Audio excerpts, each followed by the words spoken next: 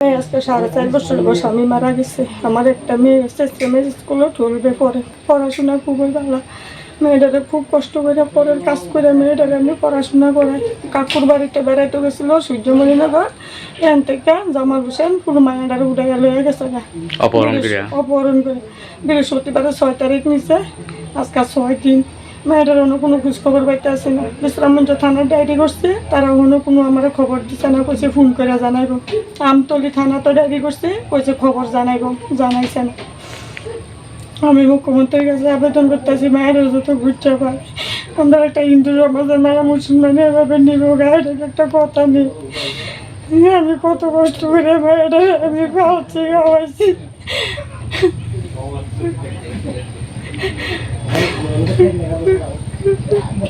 আপনি আমতলি থানা তো জানাইছেন, বিশ্রামগঞ্জ জানাইছেন?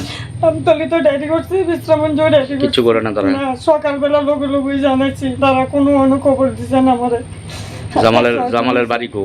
আমরা গ্রাম হই, আমরা অনেক হিন্দু পরিবার, তারা শুধু 2-3টা পরিবার আছে মুসলিম, আমরা সব পুরো পাড়া হিন্দু পরিবার। মানে জায়গাটার নাম কি? তাই জায়গাটা এটা আইটি কলেজ। আমি আমরা একটা রান্নার কাজ করে মেয়েদের পড়াশোনা করে।